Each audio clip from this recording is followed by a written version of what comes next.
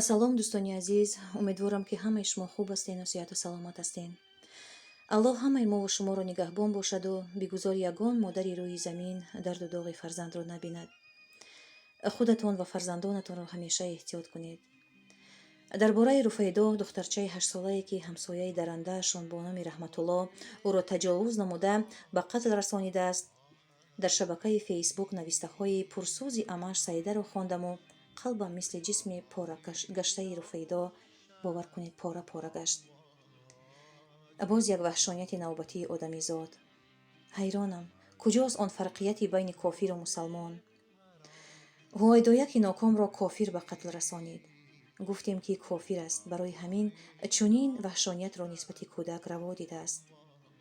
вале Руфайдову меҳрангезу Саъдуллоро ки кушт, магар мусалмонҳои худамо накуштанд? кани он мусалмонӣ? Руфайдоро мисли додараки ман, ҳамсояи наздики нону намакхӯрашон, бераҳмона мисли дарандаи ба номусаш даст зада сарашро аз танаш ҷудо бинамуд. о худоё, ин чӣ бераҳмист? Ин чӣ бедодгариву ваҳшонигарист? чӣ шудааст ба бандагонат, ё Аллоҳ? боз ҳамсояи наздики нону намакхӯр. охир ҳамсояи наздик аз хеши дур хубтар аст, мегуфтанд калонтарҳои мо. ҳамсоя ин ғамшарику дардошно нест магар? куҷое хонда будам ки нависта шуда буд, ҳамсоя аз ҳама шахси наздик ба ҳисоб мераваду фардо рӯзи қиёмат ҳама аъмолҳои хубу бади туро аввал аз ҳамсояат пурсон мешаванд. вале имрӯзҳо бештари ҳамсояҳо қотилу дузду роҳзану педафиланд. бовар кунед, духтарчаҳои додари ормонии ман бо шунидани номи ҳамсоя дар ҷояшон шах мешаванд. агар гӯянд фалон ҳамсоя хона омад, онҳо дарав давида назди бибияшон рафта паноҳ мешаванду мегӯянд: момаҷон, ҳамсоя отамона кушт, бо моро куштанӣ омадааст. о худо, чӣ дунёе шудааст! на раҳм ба пиру, на ба ҷавону, на ба тифли навзод мондааст. худо инобакоронро бизанад худаш. иншоаллоҳ, агар онҳо дар ин дунё ҷазояшонро набинанд, фарду дар назди Аллоҳ беҷазо намемонанд. охир чӣ гуноҳ дошт ин духтарак, ин кӯдаке ки ҳанӯз аз ҳаёт чизе надида буд?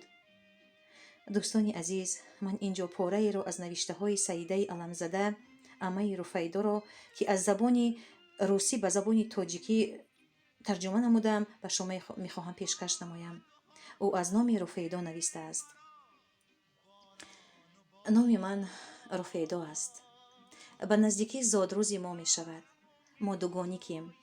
бо хоҳарчаам 13 июли соли 2013 ба дунё омадаем. дар ин рӯз ҳама аз ба дунё омадани мо шодиву хурсандӣ мекарданд. ман дар дил орзуву ҳавасҳои бисёре доштам. вале намедонам барои чӣ падари дугонаҳоям, амаки Раҳматулло, маро ҳамроҳи орзуҳоям пора пора кард.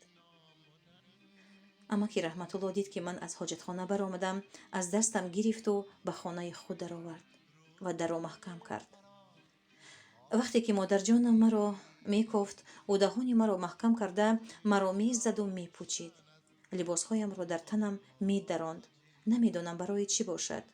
ман зора мекардам ки маро раҳо кунед. амакҷон, маро сар диҳед. илтимос, ман бисёр дард ёфтам. ман назди модарҷонам мехоҳам равам. сар диҳед маро. ман ба ягон кас намегӯям ҳеҷ чиз. модарам маро интизор аст. ӯ бояд маро обозӣ даронад. ман аз ҳуш рафтам. ба худ омадам, ҷунбида наметавонистам. дар рӯи сафеди ман, дар пешона ва лунҷҳоям доғҳои кабуд буданд. ҳама ҷоям бисёр сахт дард мекард ва намефаҳмидам чаро амаки Раҳматулло бо ман чунин корҳоро раво дида истодааст. ӯ беҳад маро латукӯб кард. чашмони калони осмонӣ ранги ман, ки ҳама ҳавасашонро мехӯрданд, боз ҳам аз тарсу даҳшати бисёр калонтар шуда буданд. орзуҳои бисёре доштам дар дил. мехостам тезтар ба воя расаму соҳибмаълумот шаваму худам кор карда музд ба даст орам. аз падару модарам дигар пул напурсам ва барои худ 100 дона яхмосу шириниҳо харам. ба кӯдакони худ низ чизе хоҳанд, чӣ қадаре хоҳанд, бихарам. ман соҳиби 2 духтарча мехостам шавам.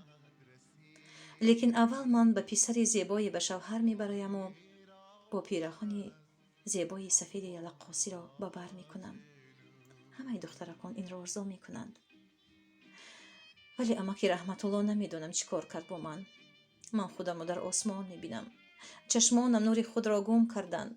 من سراپا سرخم. این خون من است. مویهای جنگیله زیبای طلارنگ من در دست وی از کاکلانم خون می چکند. اوه کنی بدن زیبای من، کجاست بدن من؟ نه امک رحمت الله در کار نیست. التماس بدن مرا پاره پاره نکنید، لخت لخت نکنید. به والدانم دهید مرا به پورگی. هیچگاه من خودم را چنین سبک حس نکرده بودم. یگان جایم دیگر درد نمی کند و نمیدانم دیگر دردش چیست. من قناعت پیدا نمودم. من فرشته ام برای والدانم. آرزوهای من دیگر در زمین عملی نمی شوند. آنها را از من امک رحمت الله چون درنده با چنگالهایش کشیده گرفت همراه ناموس و حیاتم. دیگر به من کرته سفید لازم نیست. من کفنی سفید دارم و این برای من کفایه است. فقط مادرجان و پدرجان مرا گناهگار نکنید. آنها گناهگار نیستند. من هم گناهی ندارم که دختر تولد شدم و آرزوهای بسیاری داشتم. دختران را اذیت ندهید و آنها را لطوکوب کردن و به ناموسشان دست زدن و کشتن لازم نیست. التماس به پسران فهمانید تا که دختران را حرمت کنند، نه اینکه تحقیر و اذیت دهند. من رو فدایم. آرزوهای من عملی نشدند. من همان رو فدایم که دیگر شمع بالای تارت زیبای زادروزم را هرگیز خاموش نمی کنم. شمع مرا حیفا که بر محل خاموش کردند. دوستانی عزیز، این بود سوزش دل سیده علمزاده. روحت شاد باشد فرشته آسمانی رفیده. خدایا فرزندان ما را نگهبان باش از چنین درنده های آدم صورت.